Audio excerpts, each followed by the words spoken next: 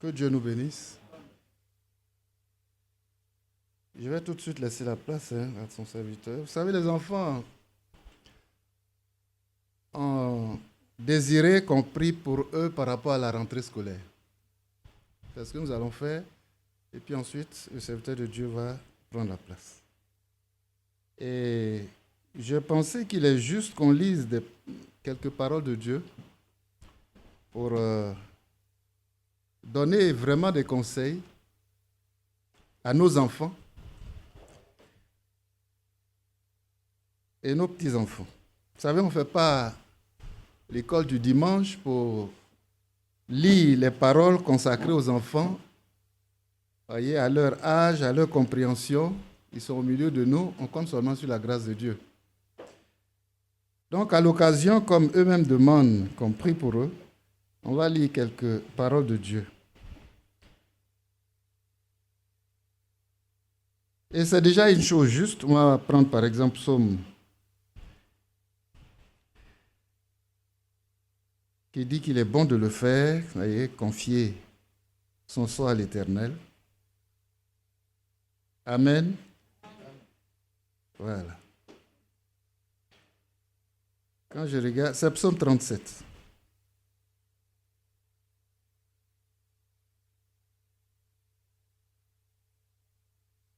Le fait qu'eux-mêmes ne le demandent, c'est une très très très bonne chose. Et on rend gloire à Dieu. Psaume 37.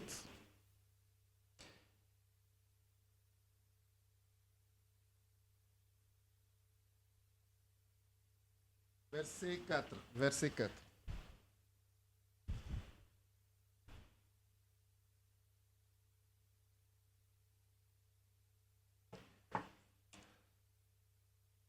Voilà ce qui est écrit.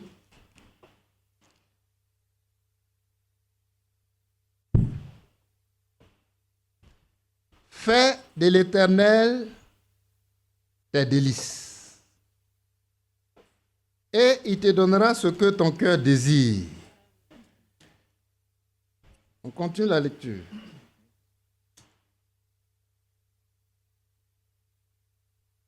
Le vent a soufflé.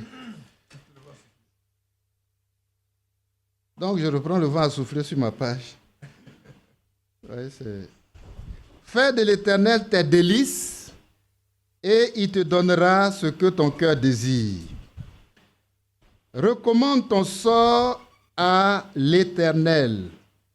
Mets en lui ta confiance, et il agira. Vous voyez, ce que les enfants ont demandé est conforme à la parole de Dieu. Voyez, que leur sort en cette année scolaire soit confié à l'Éternel. Et Dieu dit dans sa parole que si tu le fais, il va agir. Verset 6. Il fera paraître ta justice comme la lumière et ton droit comme le soleil à midi. Amen. Tout enfant de Dieu a un droit. Il a droit au succès dans toutes ses entreprises. Ça, c'est un droit que Dieu lui donne. Voilà, c'est un droit. Et c'est merveilleux de savoir que nous avons des droits. Mais en même temps que tu as des droits, tu as aussi des devoirs. Des devoirs et des obligations. Voyez, son serviteur l'a ajouté et je pense que c'est juste. Voyez. Et donc, c'est merveilleux. Il fera paraître ta justice, verset 6, comme la lumière et ton droit comme le soleil à midi. On a un droit avec notre Seigneur Jésus-Christ. Et en cette année scolaire, le droit que nos enfants ont, c'est que Dieu leur donne le succès à l'école. La réussite. Amen. Il y a un passage de Deutéronome où il a dit, il ne va pas les mettre à la queue, mais à la tête. Ils ne seront pas à la queue, mais à la tête. Je crois que c'est dans Deutéronome. Hein? Et donc ça, c'est un droit. C'est ce qu'on va faire. Si tu veux réussir, la première chose, verset 4, fais de l'Éternel Fais de l'Éternel tes délices. Verset 4. Fais de l'Éternel tes délices. Donc, si tu veux réussir, la première chose là, c'est que Dieu doit passer en première position dans ta vie. C'est valable même pour les grands. Fais de l'Éternel tes délices. Délices, c'est quoi? Les enfants vont me poser la question, mais délices, c'est quoi? Parce qu'on est en train de parler aux enfants, donc il faut un langage adapté. Délices, c'est quoi? Il n'y a pas un enseignant pour nous donner la signification de délices. Mais, d'accord, merci. En tout cas, il faut faire de l'Éternel ce que tu aimes le plus dans ta vie. C'est ce que tu aimes là. C'est ton délice. Mais ce que tu aimes le plus dans ta vie, ça doit être l'Éternel. Et c'est même le premier commandement. Tu aimeras le Seigneur ton Dieu de tout ton cœur. De quoi encore? De toute ton âme. De toute ta force. Hein? De toute ta pensée.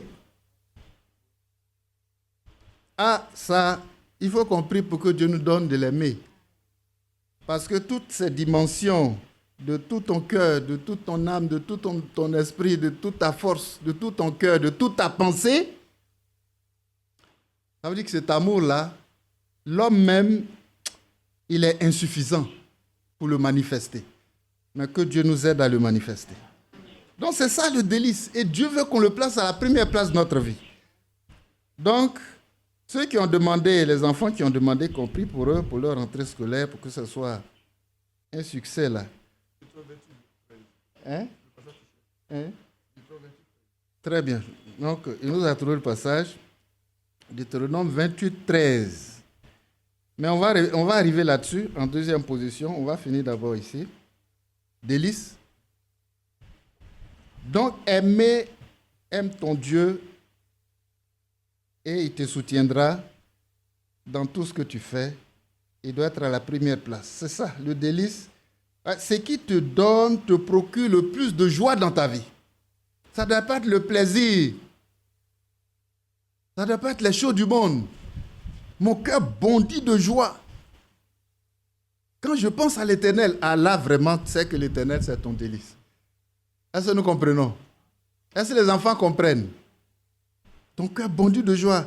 Il y a aussi un autre passage, il a dit, je suis dans la joie quand on me dit, allons à la maison de l'Éternel. Ça, par exemple, c'est un délice. Ça veut dire que vraiment, tu aimes les choses de Dieu. Que Dieu le fasse. Quand on te dit, allons à la maison du Seigneur, que tu es triste, c'est que ce n'est pas ton délice. Mais fais de l'Éternel ton délice, tes délices, et il te donnera ce que ton cœur désire. Vous voyez, ton plus grand bonheur. Si on doit même trouver un synonyme à délice, c'est bonheur. Jésus-Christ est mon bonheur, ma joie, mon espérance. Que Dieu soit loué. Et ensuite, comme on a lu, recommande ton soi à l'Éternel, tu te confies à lui simplement, et c'est ce qu'on va faire tout à l'heure. Mets en lui ta confiance et il agira. Regardez, simplement, il va agir parce qu'il ne nous veut pas à la queue, mais à la tête. Amen. On va prendre ce passage donc de Deutéronome combien? Voilà.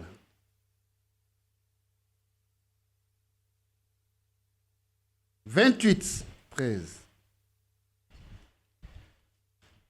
On lit ces passages-là, c'est pour les parents aussi, pour qu'ils sachent quels sont les passages qu'ils doivent lire aux enfants à la maison, pour les booster et les aider à comprendre qu'ils ont aussi leur place dans la parole de Dieu. Verset 13. L'Éternel fera de toi la tête et non la queue. Tout simplement parce que tu viens à l'église, tu aimes Dieu, tu as donné ta vie à Christ. Tu ne viens pas ici pour accompagner tes parents. Je parle aux enfants. Tu viens pour adorer Dieu. Amen. Tu viens pour adorer Dieu. Et si tu l'aimes de tout ton cœur, comme il a dit de faire de lui tes délices, alors il fera en sorte que tu ne sois jamais à la queue, mais tu seras toujours à la tête. Tu seras toujours en haut. Ah, c'est écrit, hein? Et tu ne seras jamais en bas. Jamais, jamais, jamais. Lorsque tu obéiras au commandement de l'Éternel, ton Dieu, que je te prescris aujourd'hui, lorsque tu les observeras et les mettras en pratique. Que Dieu soit loué. Voilà. Donc, vous voyez, on va clore avec Proverbe, qui est le livre de la sagesse et des conseils. On va clore avec Proverbe 7, Proverbe chapitre 7.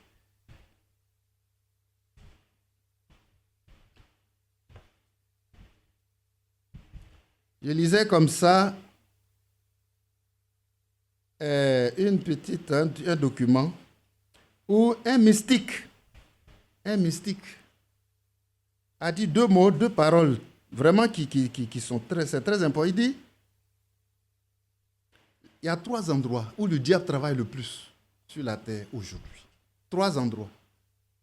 Ça vous étonne, hein? Il dit les marchés. On vend tout au marché. C'est pourquoi quand nos soeurs vont au marché, il faut prier. Hein? Même quand on te bouscule, il ne faut pas répliquer. Tous les esprits sont là-bas. On vend même à la place de peut-être des denrées alimentaires, des choses mystiques. Que Dieu soit loué. Je ne vais pas m'attarder là-dessus. Il dit, les 3 endroits où le diable travaille le plus, où il est plus présent. Marché, église. Ça vous étonne, non? Hein? Non. Voilà. Ça ne doit même pas étonner un enfant de Dieu. Dans les églises. Ah non. Certainement qu'il va revenir là-dessus. Parce que je suis en train de grignoter les minutes qui... Et à votre avis, quel est le troisième endroit? École. Vous comprenez? Voilà. Parce qu'à l'école, c'est des esprits faibles, innocents. Le diable va les recruter en bas, très bas. Il y a même dans les écoles des enfants déjà qui sont sorciers. Mais on a beaucoup d'exemples puisque moi, ça a été mon milieu professionnel. Donc, marché, église, école, le diable est rempli là-bas. Ça fait que nos enfants, quand ils y vont, ils n'ont pas d'amis. C'est des choses qu'il faut reprendre à la maison avec les enfants. Hein? Voilà, pour approfondir. Et vous trouverez les éléments qu'il faut pour approfondir. Ce n'est pas pour aller chercher des amis, camarades de classe, ici, cela. Et ici, on va lire un verset qui nous dit « Qui sont nos compagnons de vie ?» Les compagnons de vie de nos enfants à l'école, quand tu vas à l'école, là, c'est le verset 4 du chapitre 7. On ne va pas tout lire, mais il y a de très belles choses, comme on va vite. On va prendre juste le verset 4.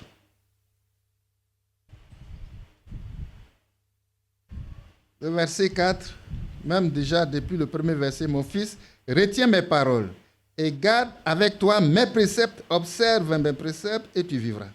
Garde mes enseignements comme la prunelle de tes yeux. Lis-les sur tes doigts.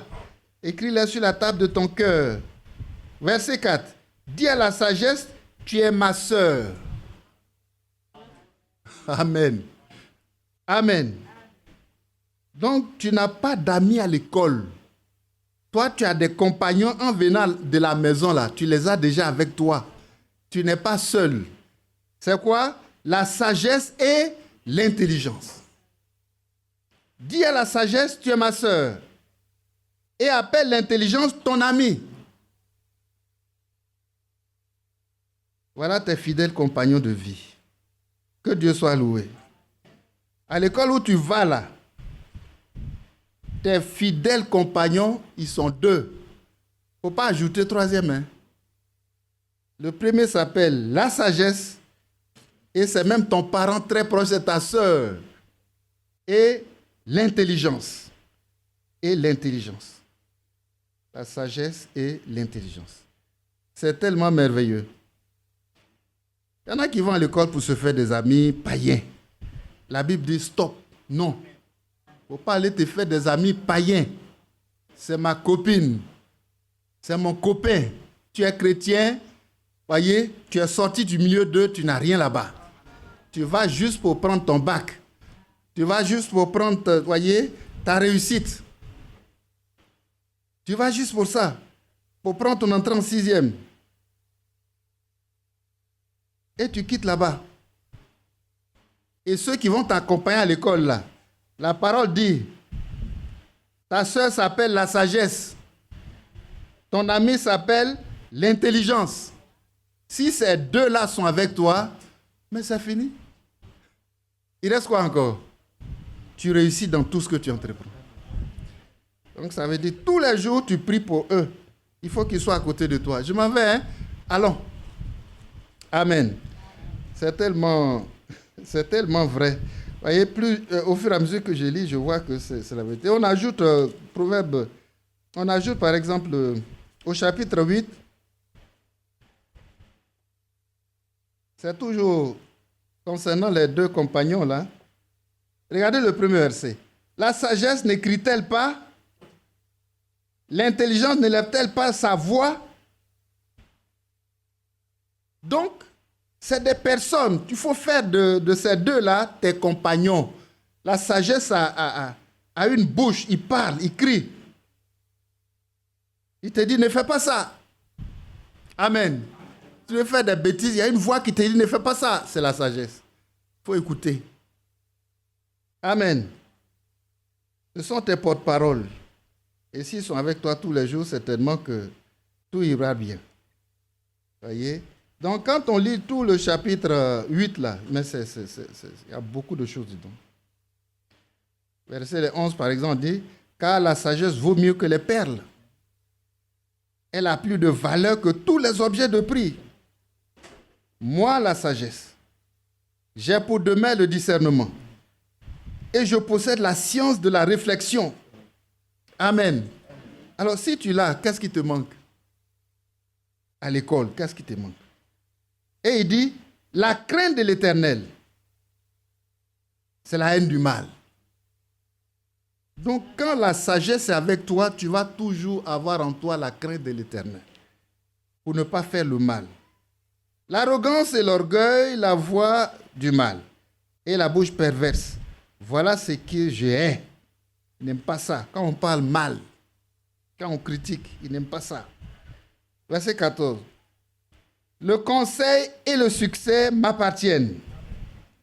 Je suis l'intelligence, la force est à moi. Voilà tes compagnons. Dans ta vie personnelle et quand tu vas à l'école, c'est eux-là qui t'accompagnent. La parole dit ceux-là n'ont qu'à t'accompagner. C'est sûr que quel que soit le degré de diplôme que tu veux, tu vas tout envoyer à la maison. Pour rendre fiers tes parents. Voyez? Alors, continuez donc cette lecture-là avec les enfants à la maison. On retient les deux compagnons. Et c'est tout simplement... On va se lever. Je dirais, restons assis pour que les enfants seuls se lèvent. Les enfants seuls se lèvent.